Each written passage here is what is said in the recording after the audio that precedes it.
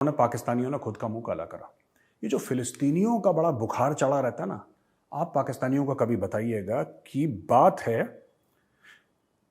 ये बात है 1970 की, 16-17 सितंबर से लेकर 27 सितंबर तक।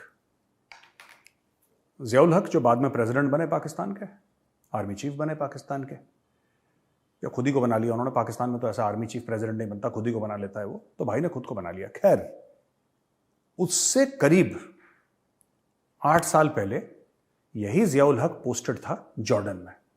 इसने किंग ऑफ जॉर्डन, जो जॉर्डन का राजा था, जो सुल्तान था, बादशाह था, उससे पैसे लिए। और क्योंकि सुल्तान की खटपट चल रही थी फिलिस्तीनियों के साथ जो वहां पे थे, कैंप्स में रह रहे थे, जियाउल हक ने पाकिस्तानी फौज जो वहां पे थी जॉर्डन में उस वक्त, उसको बोला अटैक। इन्होंने दोस्तों घेर के मारा है फिलिस्तीनियों को, घेर के मारा है फिलिस्तीनियों को। और इतना मारा, कोई लोग कहते हैं 10,000 मारे, कोई कहता है 25,000, मुझे नहीं पता कितने मारे, आई डोंट नो, मेरे पास करेक्ट फिगर नहीं है, क्योंकि मैं जितने भी अकाउंट्स पढ़ता हूं सब लोग अलग अलग फिगर देखते हैं। लेकिन जाहिर सी बात है, सब लोग ये मानते हैं कि 5-6 हजार से ज्यादा लोग मरे, और उसमें सबसे बड़ा हाथ पाकिस्तानी आर्मी का था, at that time led by Ziaul हक। जियाउल हक ने पूरा मामला टेक ओवर कर लिया और खुद पैसे लिए उसने, और अपने सोल्जर्स को ये बोला कि ये इस्लाम के लिए, ये इस्लाम के खिलाफ है, फलाना ढिमका, और फिलिस्तीनियों को मारना शुरू करा। और दोस्तों आप समझ लीजिए कि इतने फिलिस्तीनी मारे, कम से कम 20-30 जलियांवाला बाग एक साथ। आप समझ लीजिए कितना खौफनाक होगा। मैं कंपेयर नहीं कर रहा, क्योंकि जलियांवाला बाग तो बड़े हमारे दिलों के करीब है, और भारत का जो इतिहास है उसका एक बहुत अहम और बहुत दर्दनाक हिस्सा है। तो मैं कंपेयर नहीं कर रहा, लेकिन मैं आपको बता रहा हूं, जिन्होंने ब्लैक सितंबर के बारे में नहीं सुना, इन्होंने हजारों फिलिस्तीनी काट दिए। और आज वही पाकिस्तानी, आम पाकिस्तानी, ओ जी साढ़े भरा हैं जी, और हमारे दोस्त हैं जी, तो मुसलमान है, तो सानू भी मुसलमान थे, असी भी मुसलमान थे, तुसी भी मुसलमान, ये सब ड्रामा करते रहते हैं पाकिस्तानी। सच्ची बात यह है कि जितने फिलिस्तीनियों को पाकिस्तानियों ने मारा है, इजराइल ने उसके आधे भी नहीं मारे होंगे। और ये इस्लामिक उम्मा के हेड बन के बैठे हैं।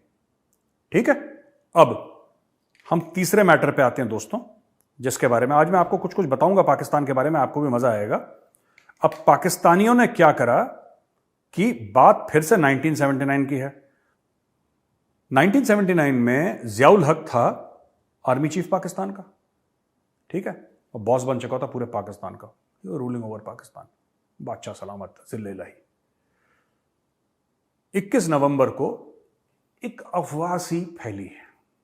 अभी ईरान से फैली, कुछ लोग कहते हैं, कोई कहते हैं इराक से फैली, कोई कहता है कहीं और से फैली, ये अभी तक अनक्लियर है। लेकिन पाकिस्तान में अफवाह फैल गई, पाकिस्तान में अफवाह फैल गई। क्या फैली अफवाह?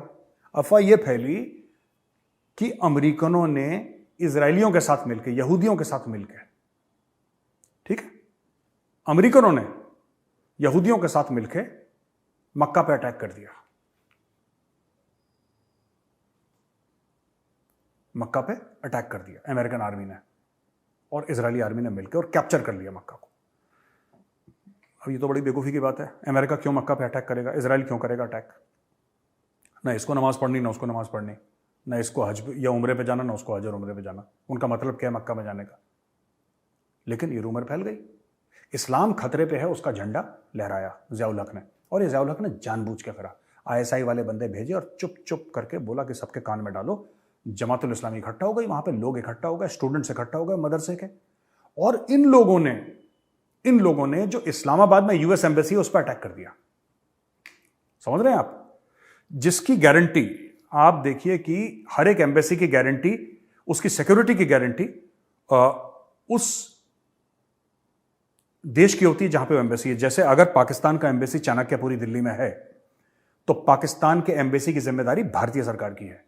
उसी प्रकार से अगर भारत का हाई कमीशन जो है, माफ कीजिएगा, जो हाई कमीशन है इस्लामाबाद में, उसकी जिम्मेदारी पाकिस्तान की है। उसी प्रकार से जो अमेरिकन एम्बेसी इस्लामाबाद में था, उसकी जिम्मेदारी पाकिस्तानी फौज की थी, या पाकिस्तानी गवर्नमेंट पे। मैं फौज इसलिए मेरे मुंह से निकल गया क्योंकि वहां पे फौज ही सब कुछ करती है, लेकिन हां, पाकिस्तानी फौज की जिम्मेदारी थी, पाकिस्तानी पुलिस की जिम्मेदारी थी कि आप इस एम्बेसी को ठीक ठाक रखेंगे, ये आपके मेहमान हैं। एक झूठे र्यूमर पे, क्योंकि अमेरिका के ऊपर प्रेशर डालना चाहता था। ये प्रेशर डालना चाहता था। और देखिए, मैं आपको एक बात बताता हूं,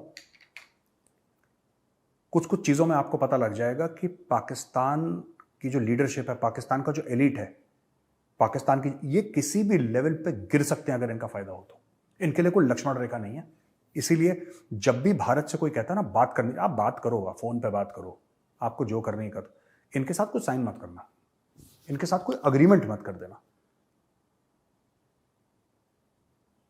इनके सामने सपोला शरीफ लगता है। आपको सपोला जो है ना, आपको मैं बता रहा हूं, आपको जो नाग है वो इनके सामने सेंटा क्लॉज लगेगा। आपको लगेगा यार नाग कितना सेंटा क्लॉज से भी शरीफ है।